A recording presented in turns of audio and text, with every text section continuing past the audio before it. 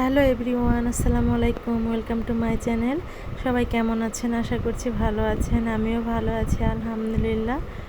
এই তো শুরু হয়ে গেল নতুন আরেকটা দিন। তো এখন আমি সকালের জন্য নাস্তা বানাচ্ছিলাম, খিচুড়ি রান্না করব। তো সব মশলাপত্র দিয়ে আমি খিচুড়িটা বসিয়ে দিয়েছিলাম হাতে মেখে। এগুলো হচ্ছে চিকন কোনো চাউল না, এগুলো আমাদের গ্রামের যে জমির যে ধান ফলে এটাকে পাইজাম ধান বলে, সে চাউল। তো বাড়িতে থেকে আম্মা দিছে। তো এটা খিচুড়ি অনেক মজা খাইতে। আমি যে খিচুড়িটা রান্না করে নিচ্ছি, পানিটা অনেকটাই কমে এসেছে। কালকে চিকেন রান্না করা আছে, এই জন্য ভাবলাম যে শর্টকাট একটু খিচুড়ি রান্না করে ফেলি, আমার জন্য সুবিধা হবে। আমি সবসময় চেষ্টা করি, মানে আমি 5:30 থেকে 6টার মধ্যে ঘুম থেকে উঠে যাই। বেশিরভাগ 5:30টার সময় আমি ঘুম থেকে উঠে যাই। ঘুম থেকে ওঠার পরে নাস্তা রেডি করে তারপর দুপুরে রান্নাটা করে ফেলি আর কি। ঠান্ডায় দুপুরবেলা রান্না করাটা অনেক কষ্ট হয়ে যায় গরমের দিন। এই তো দেখতে পাচ্ছেন খিচুড়িটা হয়ে গিয়েছে, অনেকটাই ঝরঝরে হয়েছে।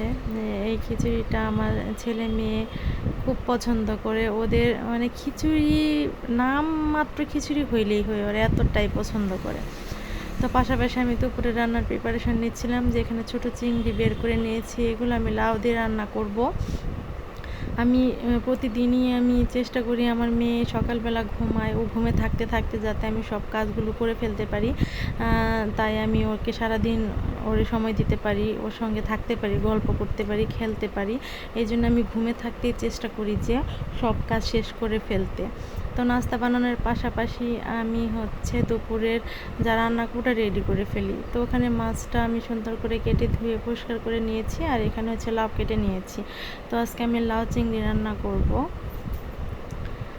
এই যে মশলা টশলা দিয়ে চিংড়ি মাছটা সুন্দর করে কষিয়ে নিয়েছি।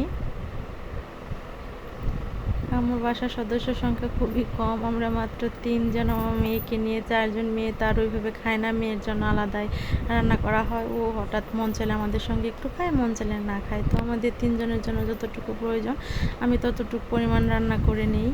তো এখানে আমি এখন লাউগুলা দিয়ে দিচ্ছি। এই গরমে আসলে পাতলা ঝোল, পাতলা তরকারি খাওয়াই ভালো। লাউ খাওয়া ভালো, কারণ লাউ খেলে শরীর ঠান্ডা থাকে, আমার দাদু বলতো।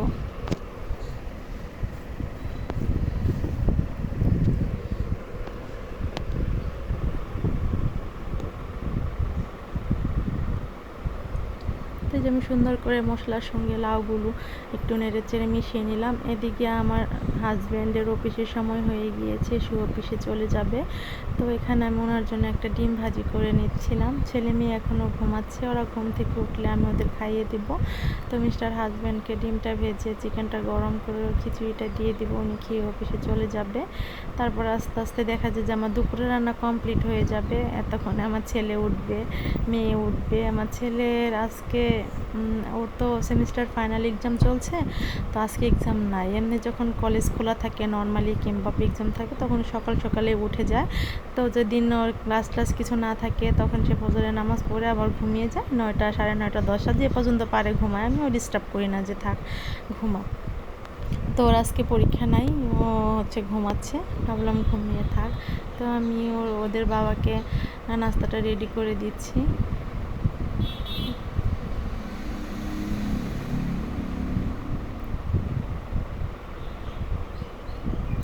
তো ওনাকে খাবারটা রেডি করে দিয়ে তারপরে খাইয়ে তাই অফিসে পাঠিয়ে দিয়েছিলাম। এই যে আমার তরকারিটা হয়ে গেছে, তারপর আমি একটুখানি ঢেঁড়স ভাজি করে নিচ্ছিলাম। তো ভিডিওটি আর বড় করব না, এখান থেকে বিদায় নেব। সবাই ভালো থাকবেন, সুস্থ থাকবেন, মায়া ওয়ার্ল্ডের সাথে থাকবেন। প্লিজ চ্যানেলটি সাবস্ক্রাইব করবেন, প্লিজ অনুরোধ রইল। যারা কষ্ট করে তখন ভিডিওটি দেখেছেন, ধন্যবাদ সবাইকে। আল্লাহ হাফেজ।